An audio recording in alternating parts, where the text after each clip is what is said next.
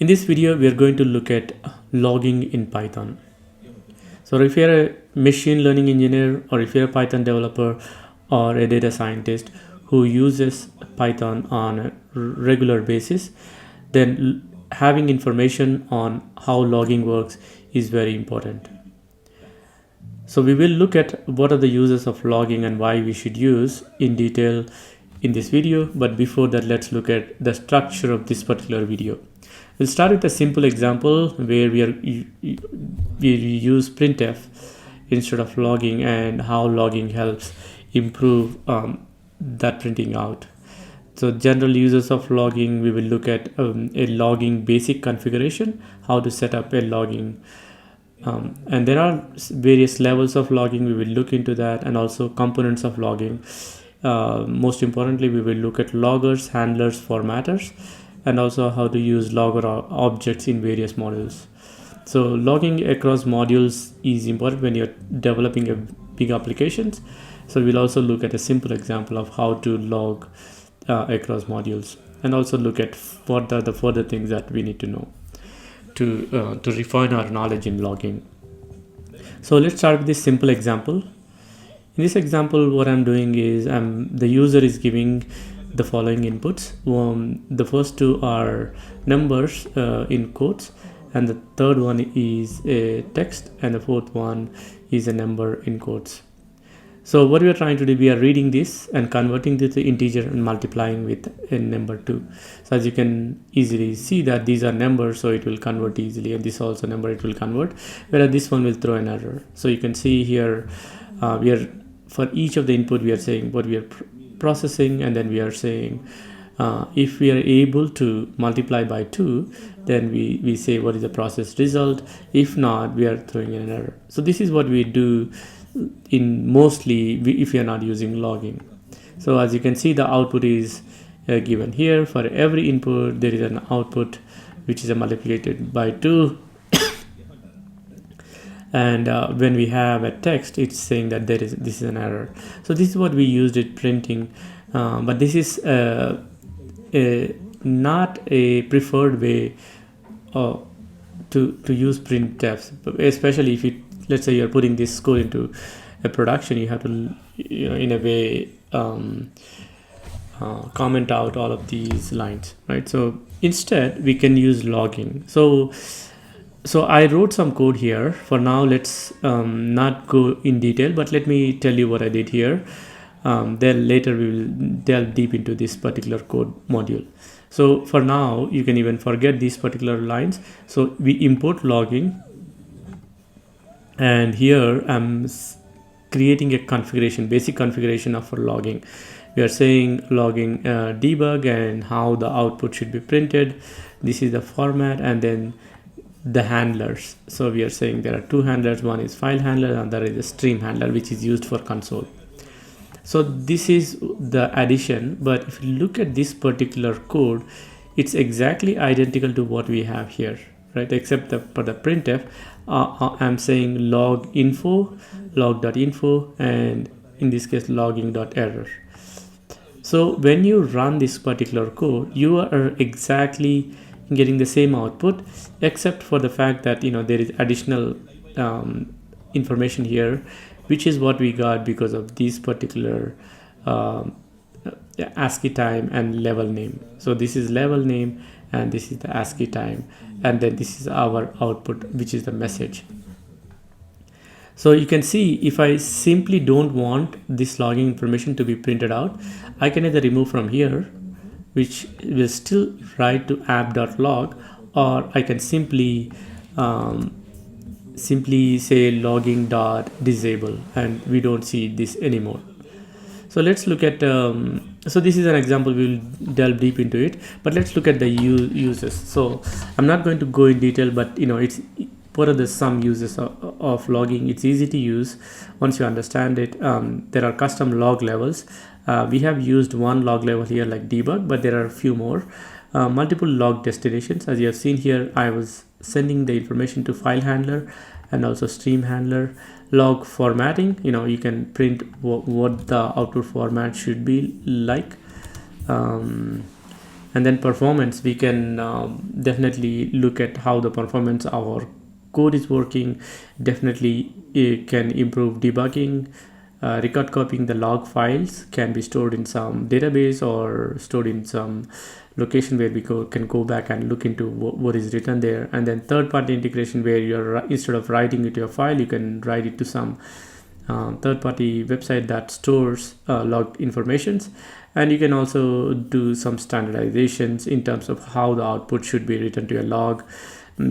Obviously the handler support we already discussed when we discussed about multiple log destinations. So there are many uses, and the description is given here. I'm not going to go in detail, but let's look at what is a logging basic config. So when you start coding, so this is the code that is needed to for logger to work, right? So what we have, you import logging, and I'm writing this basic config. I'm specifying a level. So level is essentially, there are 5 levels. There's a debug level, info level, warning level, error level, and critical level.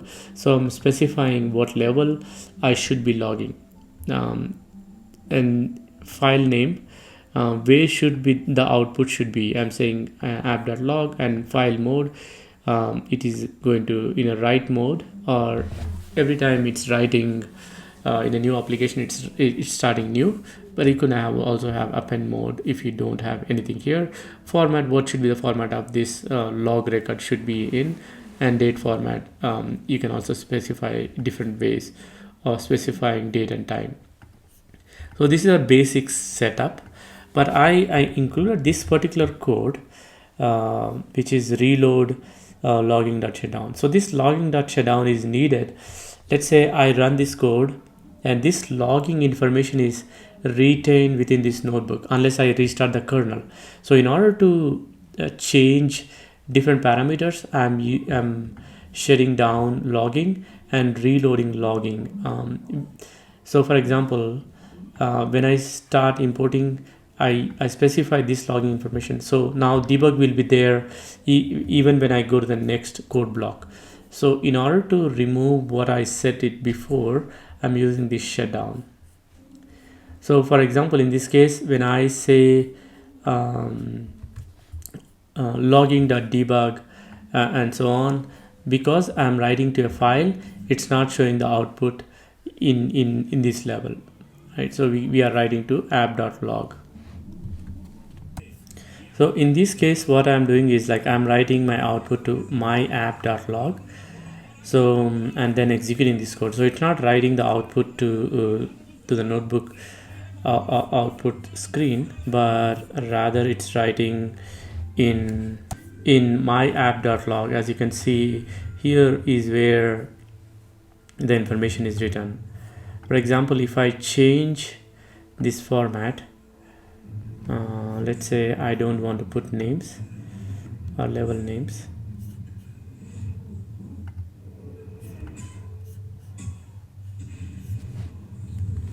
You can see here there are like, this is the ASCII time, this is name, this is level, and then this is the message. So now if we try to change to, let's say format is equal to just messages, I'm commenting this out, and I'm removing these two parts, just a time and message. And let's see what happens. As you can see, when I changed the format to ASCII time and message, it's only printing ASCII time and message. So this is what it does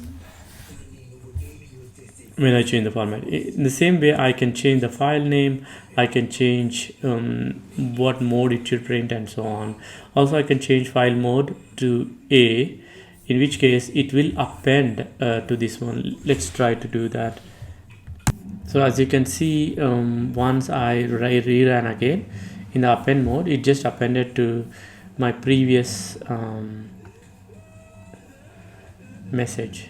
So it was 15:14:32 and 15:15:26 when it returned. So to be more clear, let's try it one more time with a previous format. Let's change this format, and then and then let's run it. So as you can see here, there is this information. We changed the format and it's now appending to our previous log. So these are all the parameters that we have here. So we will dig deep into this one a little bit later, but I think it's clear how to use the file name, how to use the file mode, and these format options. So let's understand the logging levels. So we have these few options: debug, info, warning, error, critical, and they have the numerical value. For example, if you set a logging level as debug, so anything, all of these informations, for example, information, warning, error, critical, all of them will be printed out. But if you set your debugging level, let's say to error, only the information that's critical or error will be printed. Warning, info, and debug will not be printed. So let's look at that here. So in this case, I am setting up debug logging level as debug, and then I'm running these two handlers, which means we are writing to a file as well as a stream handler. So you can see that I'm printing debug, info, warning, error, and critical. All of these messages are printed out here. But let me change this particular thing to error. So as you can see here, because I already set up to debug, to rewrite that, I have to do this part, logging.shutdown, and then reload logging. So if I run this again, even though I am saying logging.debug, info, warning, error, and critical, because I set my basic config as error, anything critical than error, which include critical than error, including error, will be printed out. So in this case, error and critical will be printed. So that's how you can control the level of the log information that you want to retain in your log files or to output your console. So the third part of it is components of logging. So you have loggers, handlers, and formatters. So once you understand this one, I think we can easily implement in any module, Python module, of how to use loggers. So logger is a logging object. So let's look at this one. So it's fairly straightforward.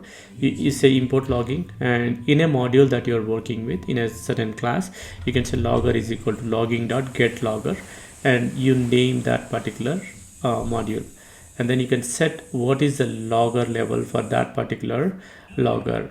So for example, if you have class A, you can have logger A, and you can set this name as class A and logger A dot set level debug.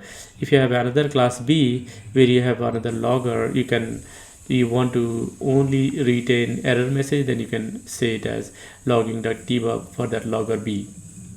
So handlers, we have already discussed. This is a console handler, so where logging.stream handler, and file handler, we say logging.file handler and give the name that we want to give. There are several kinds of handler, almost close to a dozen of them. Some of them will go to SMTP, or it can store different places, and there are about a dozen of them, and you can look at the references later on. Formatters, as I mentioned, you can specify the name, the level, and message, and ASCII time. There are a lot more, like you can print line number, module name, and so on. You can dig deep into it. There is a very good documentation on logging. If you go here, you will understand what kinds of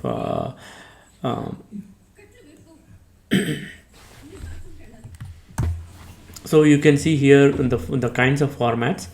So we have seen this ASCII time. You have seen level names, level numbers. You can print modules, names, path names, and so on. There are many useful information that if you want to log, for example, line number can also be printed there. So this is very rich. Whatever you want to use here based on your needs, you can incorporate into this line. So console handler, you can set the formatter and for file handler you can set a different formatter if you like to. So let's see how to use a logger object. So you are going to create like logging. For example, I'm saying here example logger, and I'm setting the level, and now I'm creating a file handler which is example.log, and I'm setting what kind of information I want to store in this particular file at what level. I'm setting that file handle level, and I'm doing the same thing for consoler. For console, I'm saying information at the highest level, and then I'm deciding what kind of format I need, and then I'm adding that formatter to file handler as well as console handler, and then finally I'm adding file handler and console handler to the logger object. So this is usually the routine that we need to do within a module. I think it will be clear with one more example that we will look into here.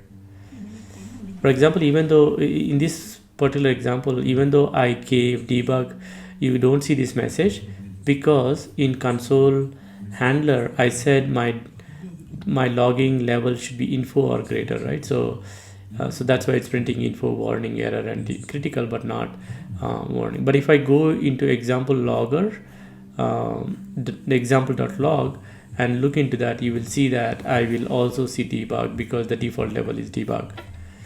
So let's look at one simple example how to log across modules.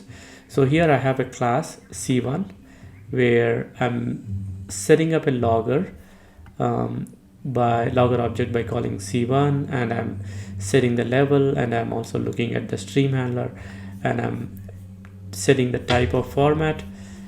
If I go here, actually I'm just printing it out to console, right? So I'm doing the same thing here, but in this case my logger name is C2, and when I say call me, I'm printing this is C1 and this is in C2, and I have a main module which is calling both C1 and C2, but even within main I have my own logger. So I'm creating a console logger, and then I'm creating a main logger, and I'm setting levels.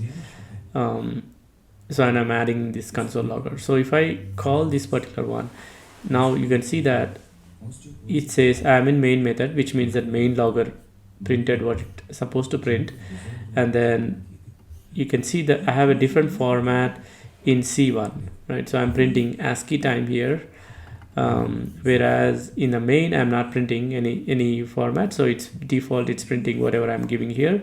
But whereas in C2 I don't have ASCII time, but I have level names and message. So you can see in C2 it's info and then the message. So with this I conclude this particular video. If you want to know more, there are links here. I think this is if you go to Python docs, python.org, and look at logging, there is quite a useful information. There's also logging how to. This is a basic tutorial for beginners, and this is also pretty good. You can look into it, and there are all multiple video resources that are listed here. So one thing, if you want to learn more, you can learn about how to log your code output to some external site where the log information is maintained, and also you can how to handle multiple handlers. Finally, there is a way to set up your basic information from outside. So you write a dictionary, and in the dictionary you specify what level it should be, what kind of handler there should be, and so on. And when you are reading the basic log, you're essentially reading that dictionary and setting up the configuration. So these are three things I think you can learn more if you want to, and these are references. So before wrapping up, let's review what we went through today. So we looked at logging in Python, a simple example where we were using printfs, but we replaced finally with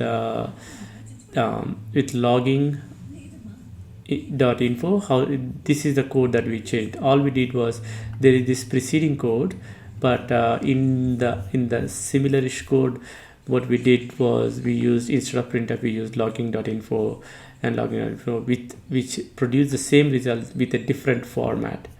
and we looked at the general uses of logging, and then we looked at how to set up a basic config, which is generic way of setting up a logging, and we looked at various levels of logging, and then finally we looked at various components of logging. Loggers is a logging object that helps us create a loggers object in different modules.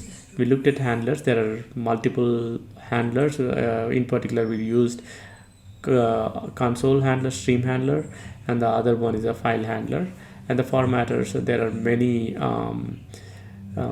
modules available, and we within that, like we use ASCII time name, level name, and so on, but there are other ones available as well.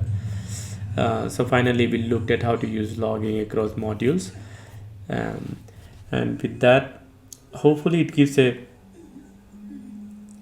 somewhat decent understanding about how to use logging.